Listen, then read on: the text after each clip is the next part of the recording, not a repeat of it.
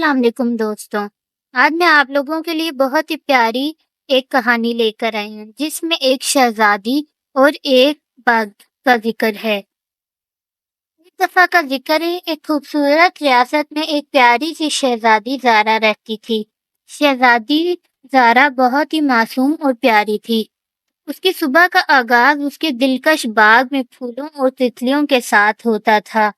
ایک دن زارا اپنے باغ کے کونے میں گئی جہاں اس نے پہلی بار ایک چھپی ہوئی راہ دیکھی۔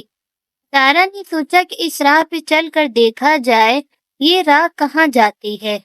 راہ پر چلنے کے بعد زارا ایک جادوئی باغ میں پہنچی۔ یہ باغ عام باغوں سے بہت مختلف تھا۔ ہر پھول چمک رہا تھا اور ہر پیڑ بات کر رہا تھا۔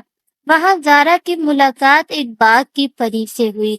پری نے زارا کا خوش آمد کیا اور کہا، شہزادی زارا، تم بہت دنوں سے ہمارے باغ کی دیکھوں میں تھی۔ اب وقت آیا ہے کہ تم ہماری مدد کرو۔ زارا نے کہا کہ کیسی مدد؟ کس چیز میں مدد؟ پری نے کہا، ہمارے باغ پر ایک برے جادوگر کا سایہ ہے۔ اس نے ہمارے باغ کو اپنے جادو سے بند کر دیا ہے۔ تمہاری مدد سے ہم اس جادو کو توڑ سکتے ہیں۔ زارا نے ہمت اور حوصلہ دکھاتے ہوئے پری کی مدد کرنے کا فیصلہ لیا۔ پری نے زارا کو ایک جادوئی گلدان دیا اور کہا کہ اس میں تمہیں خدائی کے 4 اثر بھرنے ہیں۔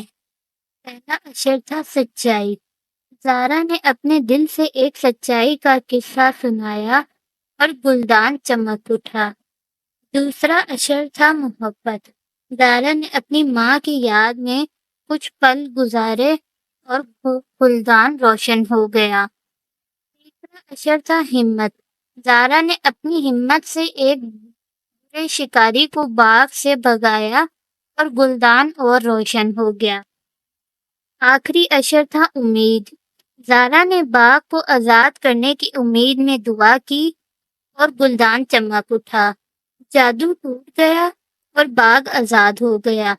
جادو ٹوٹنے کے بعد باغ پھر سے کھل اٹھا۔ پری نے زارا کا شکر ادا کیا اور کہا کہ تمہاری ہمت اور سچائی نے ہمارے باغ کو آزاد کیا۔ زارا خوش تھی کہ اس نے باغ کو بچایا اور نئی دوستیاں بنائی، اور اس طرح شہزادی زارا نے اپنی ہمت اور دوستی سے ثابت کر دیا کہ دل سے کی گئی کوشش کبھی ضائع نہیں جاتی۔